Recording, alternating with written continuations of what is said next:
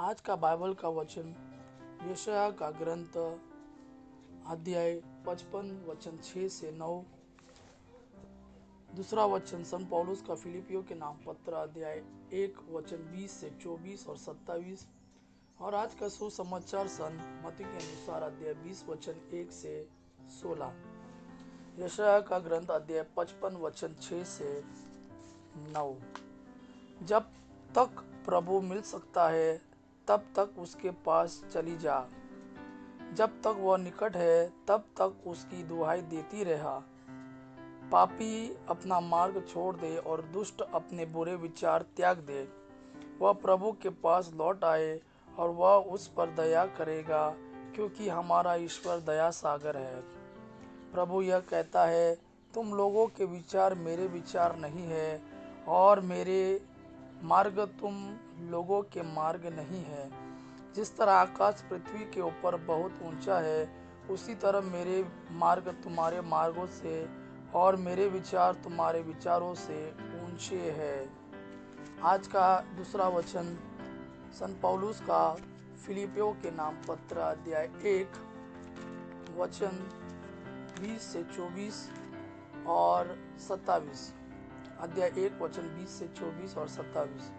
मेरी हार्दिक अभिलाषा और आशा यह है कि चाहे मैं जीवित रहूं या मरूं, मुझे किसी बात पर लज्जित नहीं होना पड़ेगा और मसीह मुझ में महिमान्वित होंगे। मेरे लिए तो जीवन है मसीह और मृत्यु है उनकी पूर्ण प्राप्ति।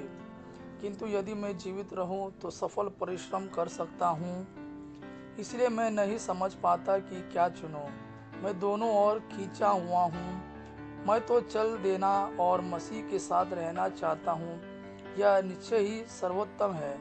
किंतु शरीर में मेरा विद्यमान रहना आप लोगों के लिए अधिक हितकर है।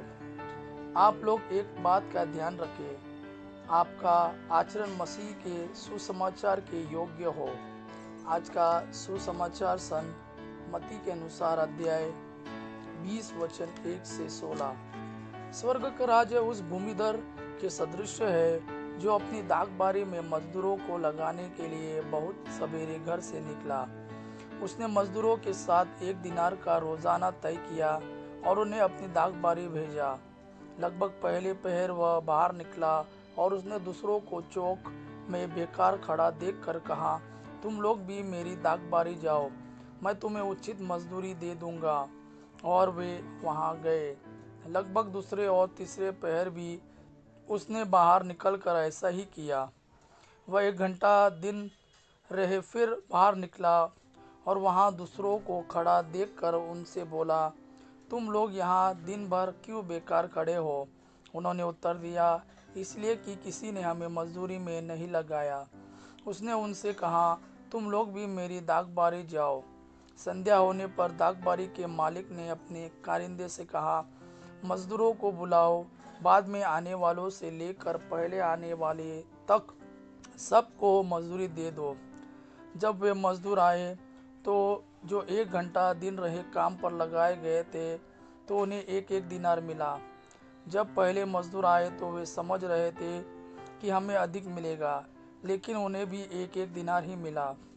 उसे पाकर वे यह कहते हुए भूमिधर के विरुद्ध बुनबुनाते थे, इन पिछले मजदूरों ने केवल घंटे भर काम किया, तब भी आपने इन्हें हमारे बराबर बना दिया, जो दिन भर कठोर परिश्रम करते और धूप सहते रहे।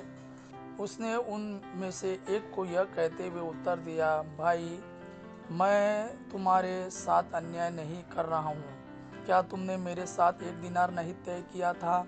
अपनी मजदूरी लो और जाओ। मैं इस पिछले मजदूर को भी तुम्हारे जितना देना चाहता हूँ। क्या मैं अपनी इच्छा के अनुसार अपनी संपत्ति का उपयोग नहीं कर सकता? तुम मेरी उदारता पर क्यों जलते हो? इस प्रकार जो पिछले हैं अगले हो जाएंगे और जो अगले हैं पिछले हो जाएंगे। यह प्रभु का वाणी है। प्रभु को धन्यवाद। अबा पिता की महिमा और पुत्र यीशु का प्रेम आप पर सदा सर्वदा बना रहे। आमीन।